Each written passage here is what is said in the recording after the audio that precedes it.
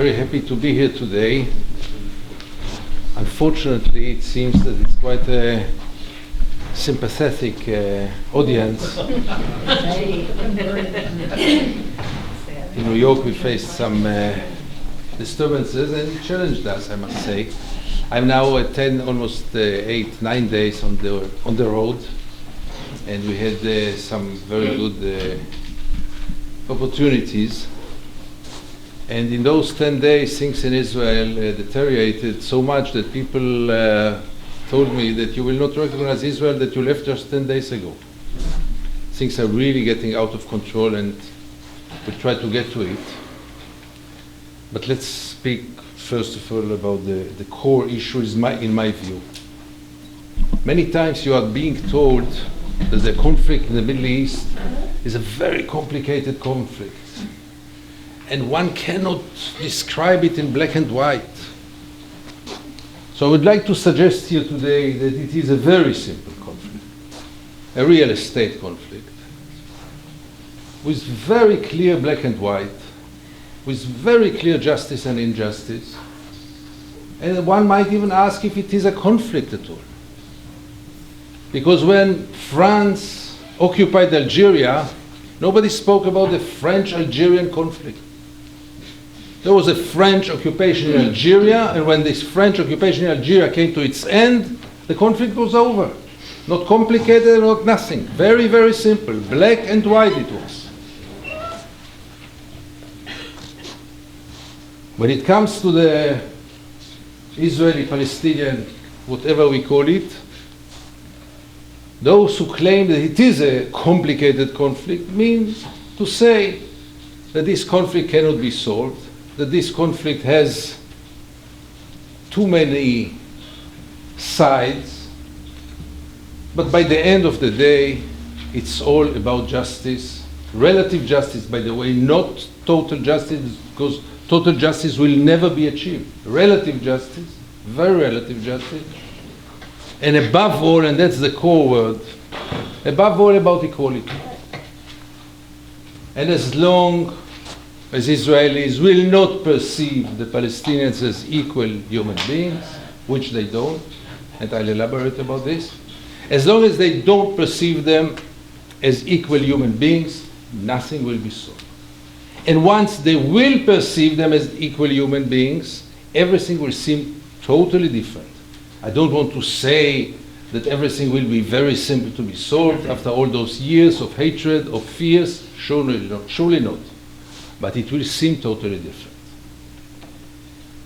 For many years I'm asking myself, how come that the Israeli occupation lasts for so many years, when the Israeli society lives with it, with so much peace, with so little doubts, with so little moral questions, with such self-content and convenience and confidence, such confidence that we are not only right, we are the only one to be right. With this confidence that the IDF, the Israeli Defense Force, is the most moral army in the world. Many times I try to suggest to the Israelis, maybe the IDF is the second moral army in the world. You know, by the end of the day, an army which killed 500 women and 500 children last summer in Gaza, maybe it's not directly connected to morality. Or maybe it is really the second moral army in the world, and the army of Luxembourg, let's put this army, if it exists at all. Do you have an army? Do you have an army? No army, sorry. Not Luxembourg, Liechtenstein. The army of Liechtenstein is the most moral army in the world, and Israelis, rightly so, will be deeply offended. How can you dare to put a question mark at all about the morality of in the IDF, the Israeli Defense Forces?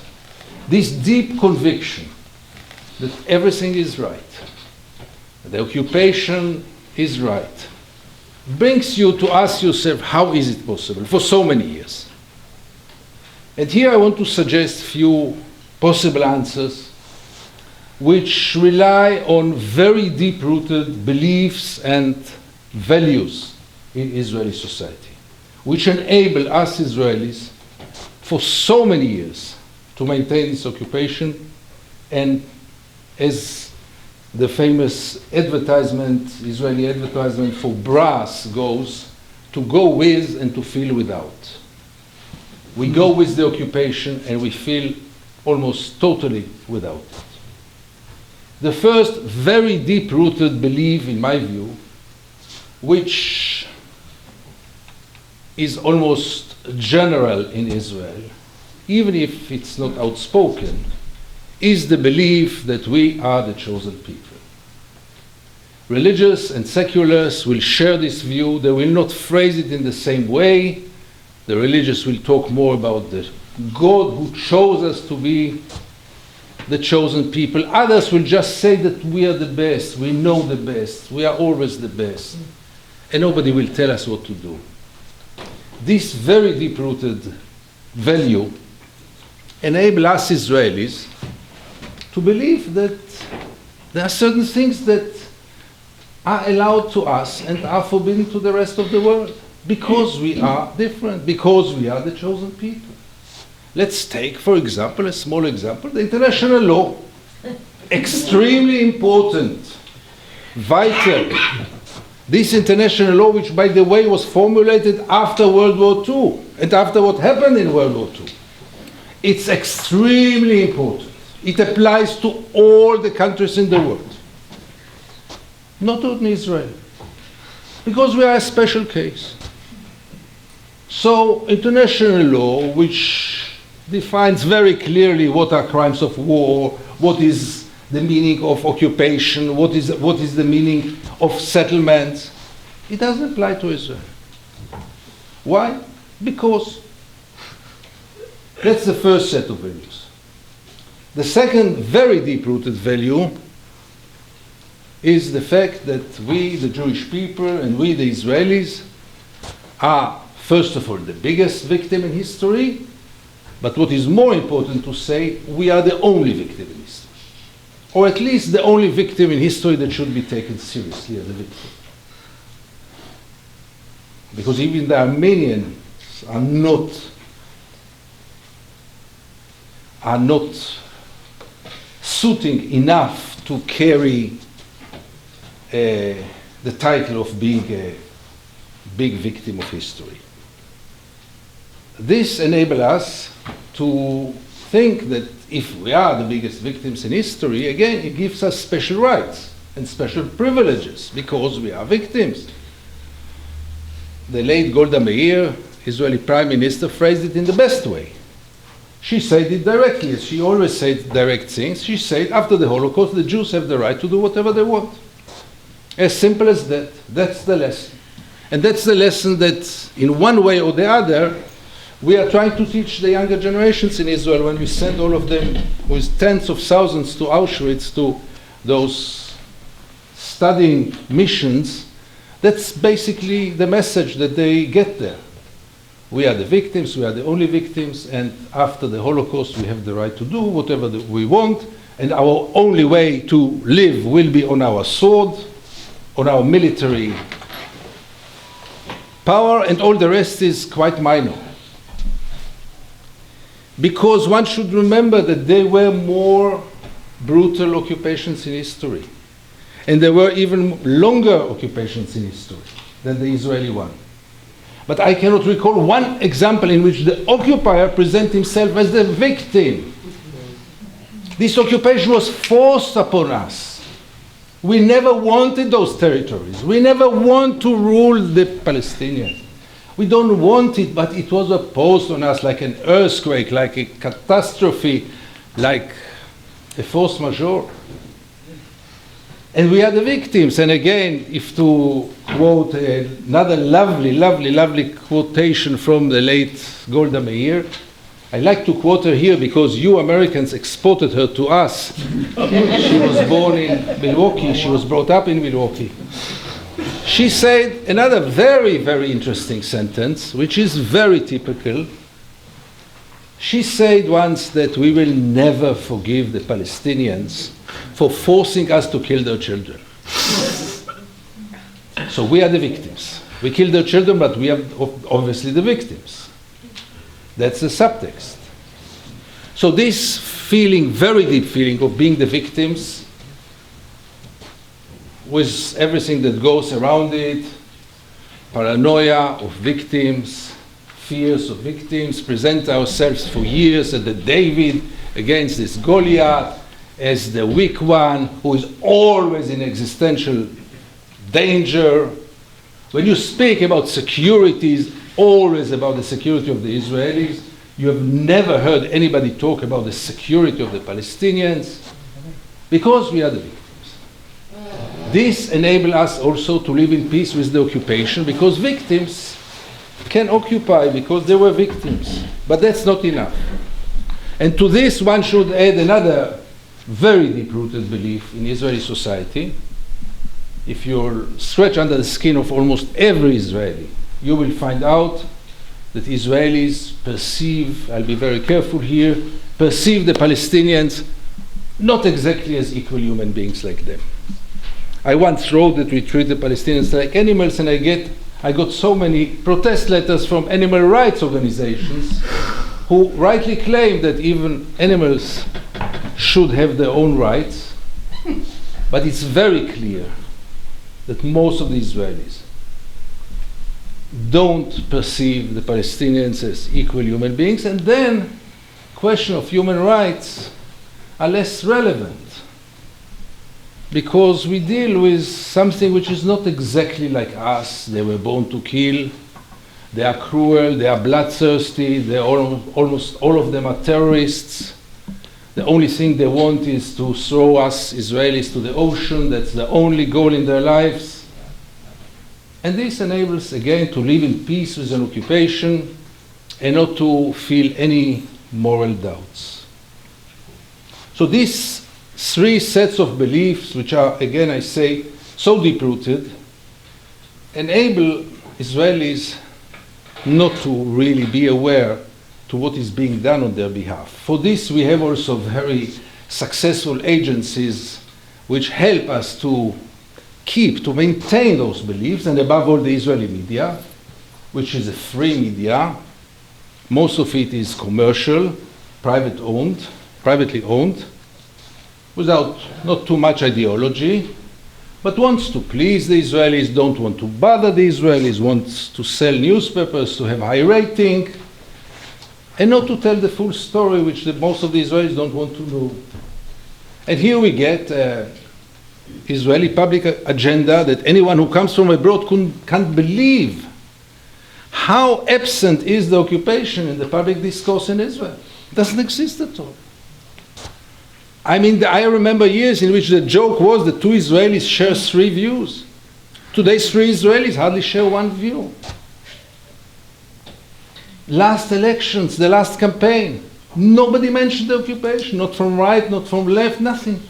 As if it doesn't exist, this huge elephant in our room, and no one sees this elephant.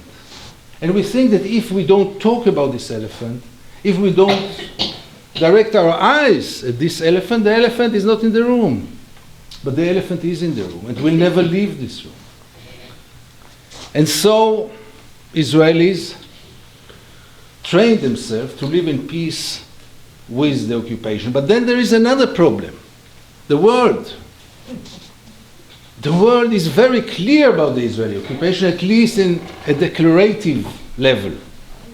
I can't recall one issue, which the entire world is united about, like the lack of legitimacy of the Israeli occupation. No country, including even Micronesia, Israel's second ally, even Micronesia does not recognize the Israeli occupation, even not 1 meter of this occupation, and so does even the United States, and we'll get to the United States soon. So we have a problem. The world is very clear about it. So this problem was also solved. The world is anyhow against Israel. Most of the world is anti-Semitic, let's face it. Yeah. Any criticism on Israel is anti-Semitism. And by this, again, we released ourselves of any responsibility because it's the world's blame, not ours. The fact that the world hugged Israel after Oslo, rightly so, wrongly so, hugged Israel, is forgotten. Because then one can ask, where was all this anti-Semitism in the 90s, where really the world was hugging Israel, when there was really a hope for ending the occupation? No. So there is this protective shield in which Israelis believe that doesn't matter what the world says because the world is anti-Semitic and one shouldn't listen to the world. And here we face this occupation, which creates a very interesting situation in Israel. I think it's the only country in the world which possesses 3 regimes. Not 1, not 2, 3 regimes. In the front, we have this liberal democracy for its Jewish citizens, quite a liberal democracy which enables almost full freedom of speech, freedom of movement, all the basic values, with a lot of cracks, recently even more so. Nothing should be taken for granted. There are really big dangers to Israeli democracy for its Jewish citizens, with anti-democratic legislations in the recent years, really anti-democratic legislations, but still one can claim that this is a democracy. Then comes the second regime in Israel, and this is the regime toward its Palestinian citizens. 20% of the population of Israel are what we like to call Israeli Arabs, Palestinians who live in Israel, in sovereign Israel, and have full civil rights. They have passports, they vote to the parliament, they can be elected to the parliament, they are represented in the parliament. They gain a formal democracy with very, very deep discrimination in any possible field, but still they are equal citizens on the formal level. So this is the second regime, regime of discrimination toward the Palestinian citizenship. And then comes obviously the third regime of Israel, and this is a regime that Israel is having in the occupied territories, in the West Bank, and in a different way on Gaza. A regime that is by far today one of the most brutal tyrannies on earth. There are very, very few more cruel or more brutal totalitarian regimes than the totalitarian regime of Israel in the occupied territories. A regime which cannot be defined but as an apartheid regime, when two peoples share one piece of land and one people gains all the rights in the world and the other people gain no right in the world. It looks like apartheid, it walks like apartheid, and it is apartheid. And that's the third regime of Israel, the apartheid in its dark backyard. Now, some of you might know by now that there is nothing like being half pregnant. It doesn't work. Many times maybe we wish it would have worked, it doesn't work. Either you are pregnant or you are not. Same applies about democracy. There is nothing like half democratic. Either you are a democracy or you are not.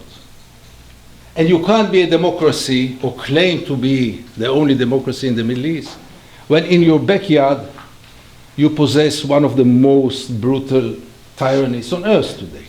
It doesn't go together.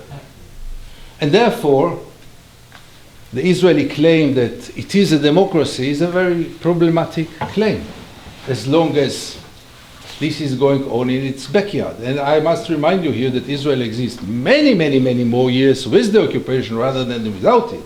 So nobody can claim anymore that we are dealing with a temporary phenomenon. The occupation is part and parcel of Israel. So we are facing this not very promising picture in which the Israelis are living in peace with the occupation. The occupation is getting just stronger and deeper. More and more settlements are built, as you know. We are facing now between 600 to 700,000 settlers in the West Bank with no intention to leave. with no Israeli serious politician who have the slightest intention to put an end to it. And then comes the question, how do we continue from here? Where is some kind of source of hope? So here I must say, again, you can take my word, you can obviously not take it, but I think I know the Israeli society quite well after so many years of living there. Don't have any expectations for change from within the Israeli society. It will not come. Life in Israel is too good. Brainwash machine is too effective. I don't see it happening or coming from within, a change coming from within the Israeli society. No politicians who suggest any kind of real change, no alternative. There are some devoted groups and individuals which are really remarkable, and don't take me wrong, they really are adorable. But they are very small in numbers, and they are totally delegitimized by the Israeli media and the Israeli society. And therefore their influence is almost nothing. I say it with a lot of frustration, but it's a matter of fact. Organizations like Breaking the Silence and B'Tselem and Physicians for Human Rights and Anarchists Against the Fence and Ta'ayush and Mahsom Watch and many others, and individuals who go and demonstrate every week in Bil'in, in Na'alin, in Nevi Saleh, in many places. Remarkable people, in Sheikh Jarrah in Jerusalem. But their influence is limited, if not less than this. And I think that as long as this set of conditions will continue, no change will come from within Israeli society. There's no incentive for a change. Why? Why would a Tel Avivian who is now so troubled about his next vacation or next Jeep be troubled by those settlers and the occupied territory is a place where he had never visited and hears about it so little and knows about it so little? Why should he bother about this at all? Who cares? You know, those nudniks with the kibush, with the occupation again. How many times can we hear about the occupation? Really, give us a break. And I don't see, and obviously the collaboration of the Israeli media, which is by far the biggest collaborator with the Israeli occupation, I don't see any chance for change from within the Israeli society. And then the question is, what are we supposed to do? Those who care, those who don't want to live with this forever, or those who understand that the status quo will not last forever. Because there is not one single example in human history in which any empire lived on its sword forever. Doesn't exist. And here I stand here and I suggest that the only hope for people like me, at least, is the international community. Now, in the international community, there are two levels. There is the level of the civil societies, of the public opinions, and there is the level of the governments. With the governments, we are doing very badly. And above all, unfortunately, with yours, which could have become so easily a game changer, I truly believe that the day there will be an American president who will really want to put an end to the occupation will come to its end within months. Absolutely. But this day never came. And there was, until today, not one single American president who really wanted to put an end to the occupation. Because Israel is as depending as never before on the United States. But this doesn't happen. Many times, you know, when one looks at the relations between Israel and the United States, one can ask himself, who is exactly the superpower between the two? And who is in the pocket of whom? And who flatters to whom? And who tries to please whom? And who tries to apologize all the time? In front of whom? We had now the agreement with Iran. President Obama was generous enough to offer Israel compensation for the agreement. Compensation for what? Israel is the biggest actor who gets the best out of this agreement, Why compensation? But okay, generosity of presidents is always welcome in Israel. But not in this case. Because Mr. Netanyahu announced, the American administration, that he is not ready yet to discuss the compensation. Not yet. Time will come, but not yet. And the American administration is swallowing it and say nothing. An Israeli ambassador is sitting in Washington, knocking on the door of almost each congressman and senator, trying to recruit legislators against the administration. And this is accepted.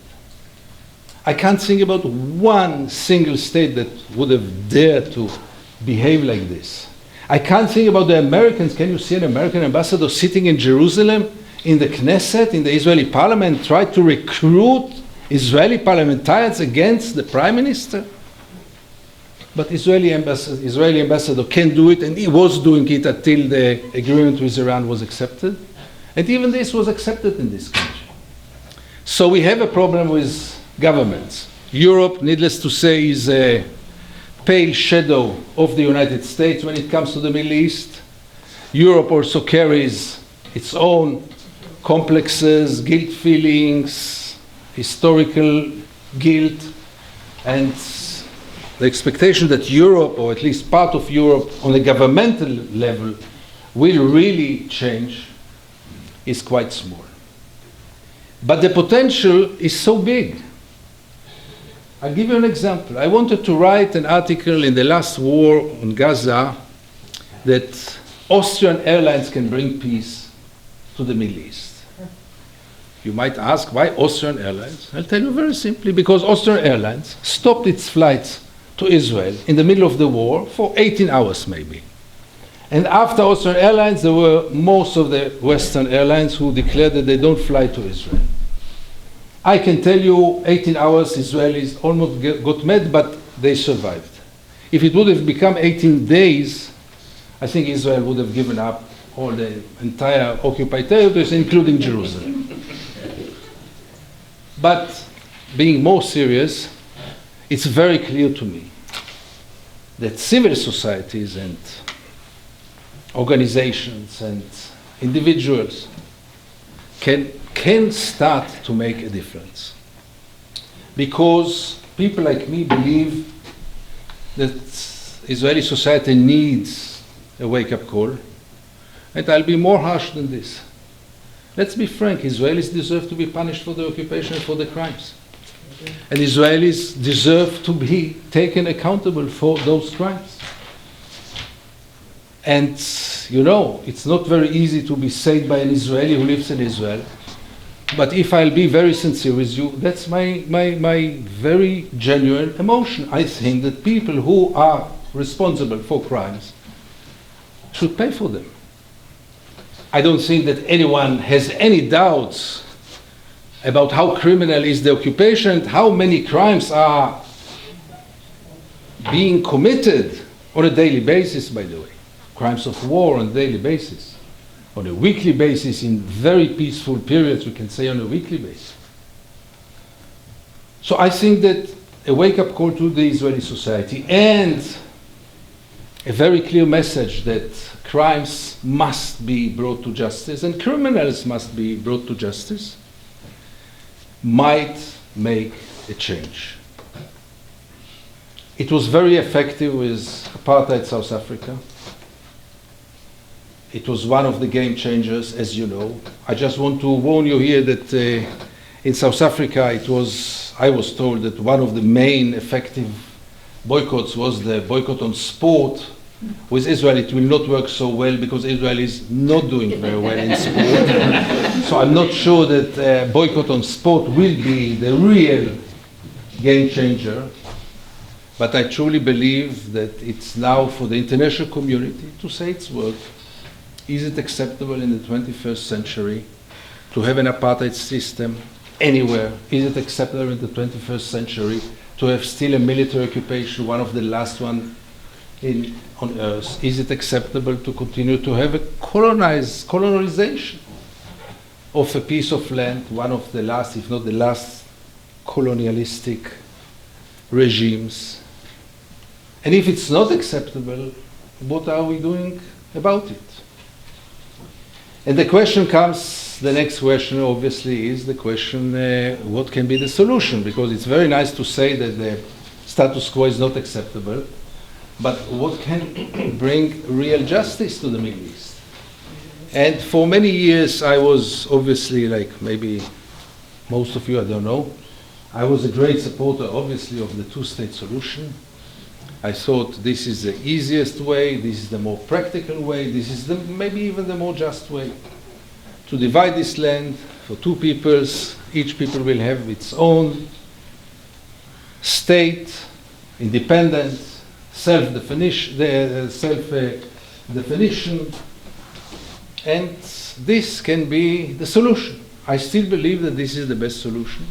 There's one slight, very small problem, that I think that this train left the station already, and it is nature of trains, unfortunately, so they never come back. I'm not sure they can come back, but they left the station. This train left the station, in my view. I'll be the happiest person on earth to be convinced that I'm wrong, that the two-state solution is still applicable.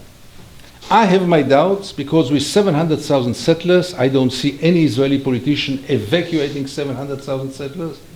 And I don't see any viable Palestinian state with those 700,000 settlers, or even part of them staying where they are. We know exactly why they went there, or at least most of them went there.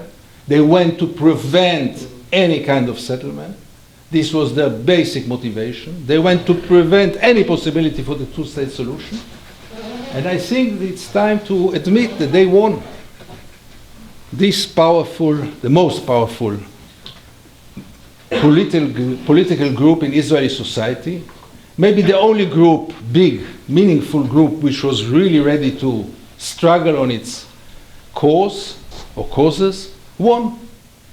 And with 700,000 people, settlers, I don't see how a two-state solution is still something that is achievable.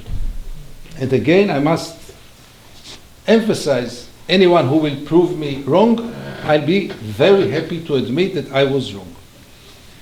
More and more people understand that the two-state solution is either dead or dying, but it takes some time to change, because this is something that people were fighting for decades now.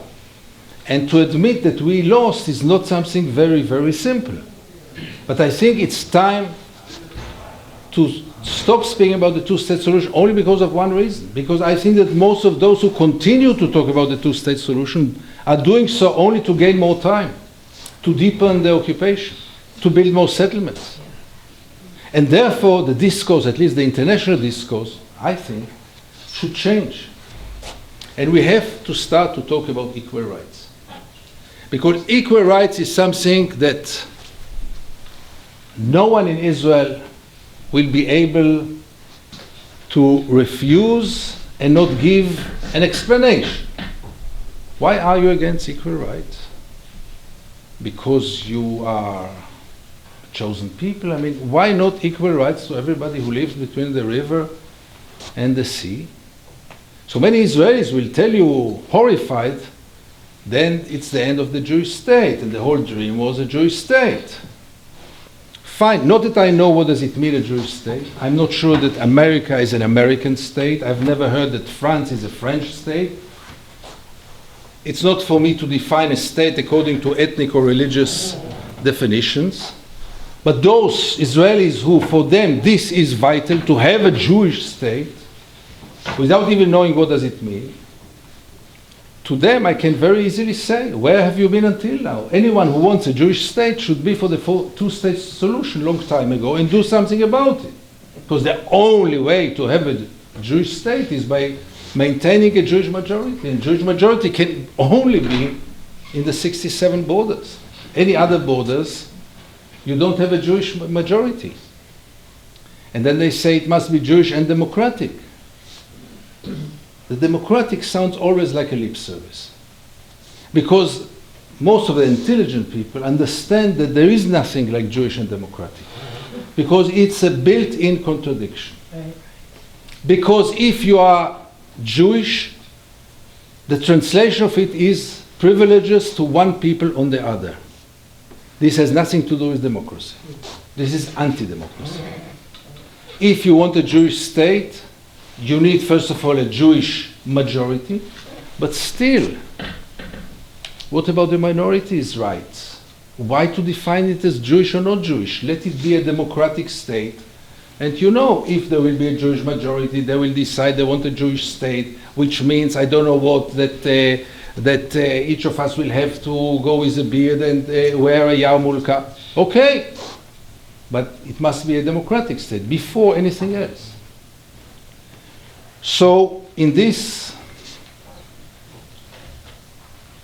stage, when the two-state solution is dying or dead, I think that the international community and people like you, who I guess have interest and have knowledge and have this urge to do something, must start to change the discourse and start to talk about equal rights. I know it's a long, long, long way. I know that to speak now about the one democratic state sounds terrible and sounds lunatic and sounds, especially with the background of what's going on now with all the hatred and the fear from both sides, by the way. How can you make this work? It sounds really almost impossible. But first of all, one should not judge the future according to the present situation. The whole idea is to change the present. The whole idea is to change the present reality and not to continue the present. Sure, if we continue the present reality, there is no way that Jews and Palestinians will be able to live together in peace or in democracy or in equality. But the idea is to change this. And anyone who has a better idea is invited always to raise it. I don't see any other way but to start to talk about equal rights, because I don't see any other option. No other option was left, mainly because of the Israelis. They didn't leave much option for anything else. And therefore, that's the time to start to speak about it, to start to raise it, and to start to push for it.